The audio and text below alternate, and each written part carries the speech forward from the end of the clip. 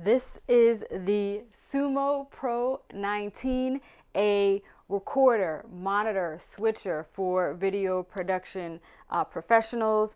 I am going to go over some of the features that I love most about it, which is being able to switch between 4 camera feeds that I'm going to do live right here in real time. So I have this camera, which is showing a close-up. I have this one, which is behind the Sumo, and I have this one over here, which is behind me. So I'm super excited to be able to showcase this monitor. I've been playing with it for a couple months and, going through the different firmware updates, but I'm really pleased and really happy. I think it's a game changer for something like what I'm doing right now. I am literally switching live in real time and recording this program feed.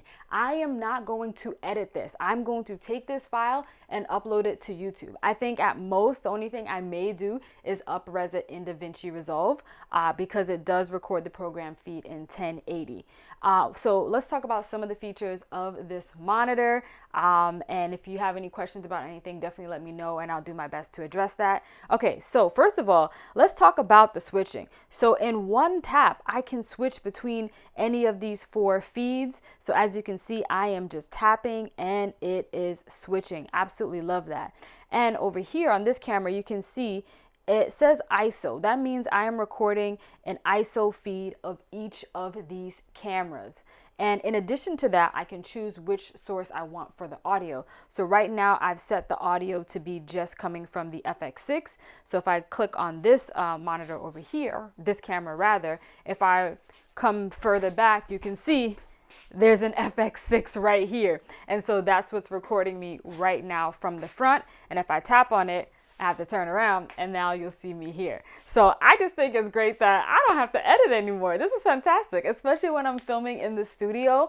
We can shoot our podcast, we can tap the screen and switch live in real time. For me, I think that's an absolute game changer. I absolutely love that. And I'm going to be doing that for my Pocket 3 video, which I'll be sharing later. So let's talk about some of the things that we got going on here. So it really is similar to the Atomos Ninja TX in the sense that you get the features that come in that monitor on here.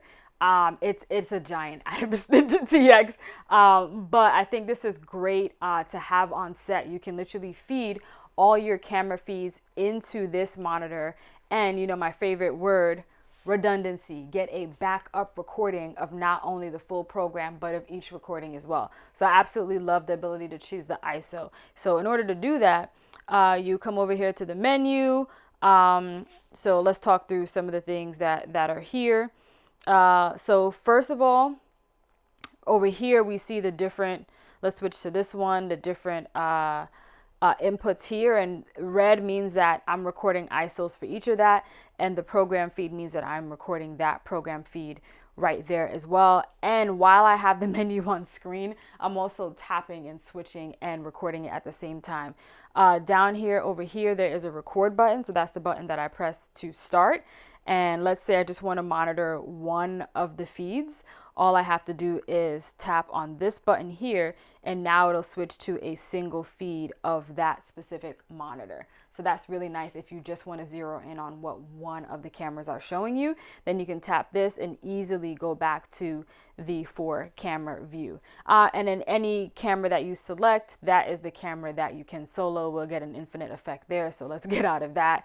And this is the back here. So on the back, you have lots of different ways to connect different things to the monitor. You can do XLR audio. There's a power back there. You have your SDI inputs over here. You have a HDMI in as well and an HDMI out, Ethernet cord, a sync cord, and 2 USB-C ports rather.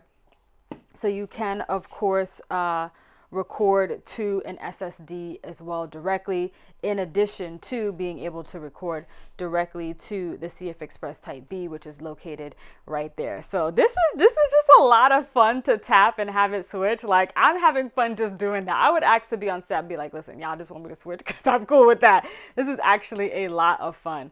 Let's navigate to some of the audio settings here when it comes to recording.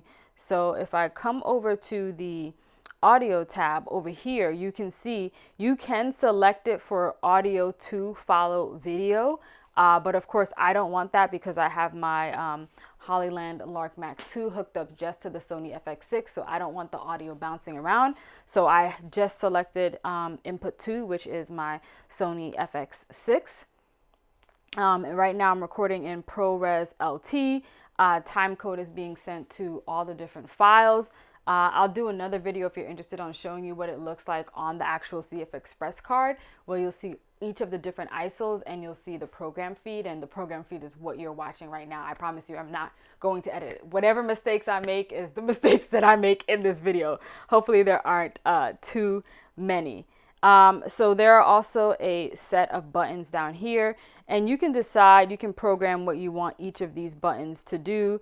For example, F6, these are the different options that you can select for each particular input. You can choose it to record, you can do anamorphic mode, safe area, false color, zebra, all the things that you would have on the Atomos.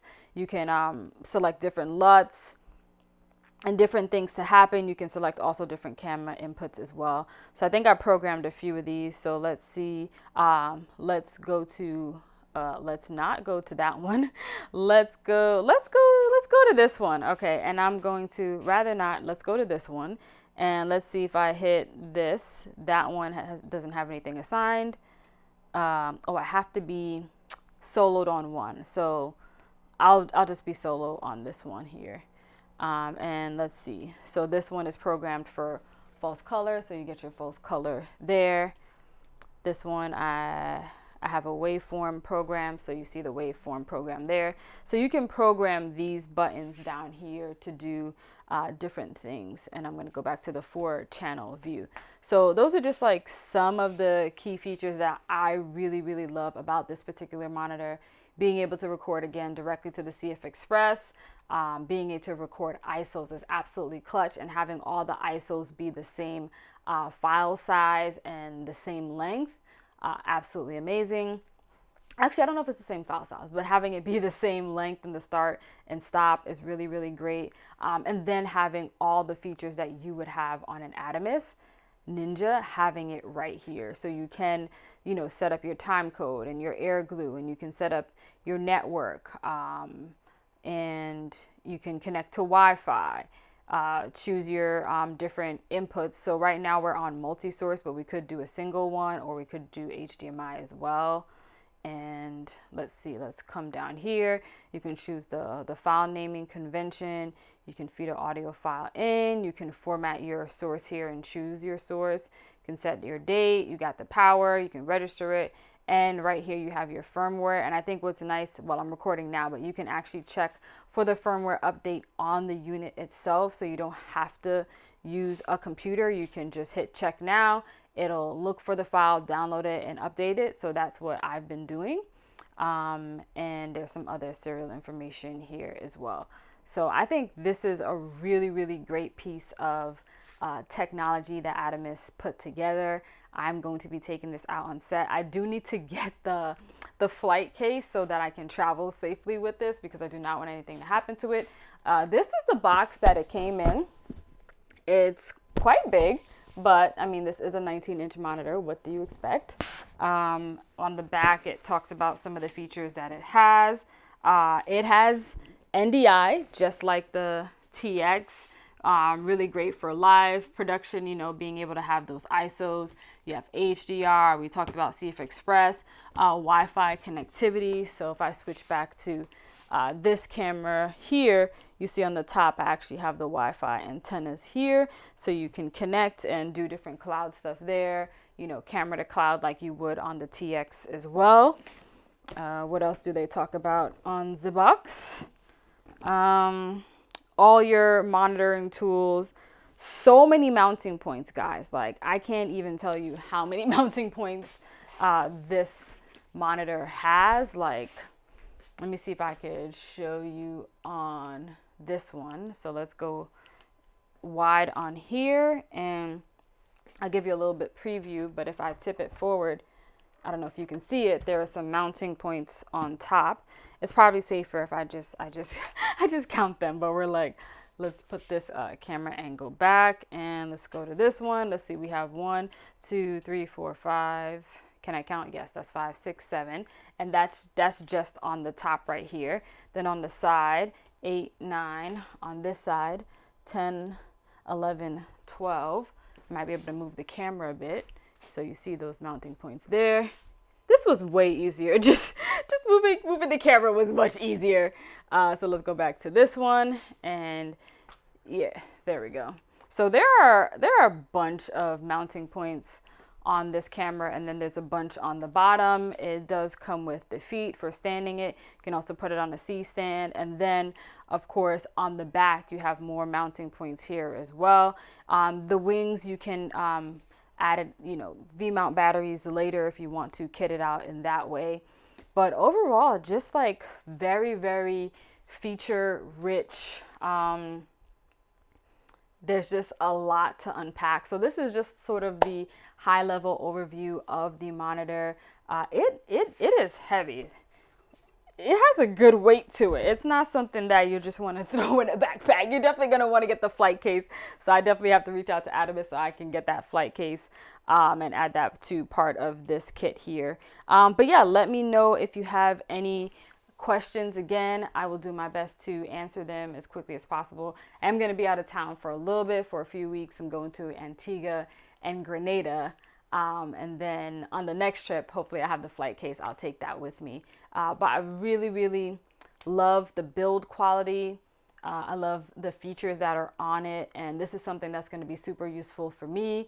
And it's going to be great to bring on set because I do a lot of multi-camera shoots. So being able to set this up for the director to have a way to see all the cameras in one shot and get that backup.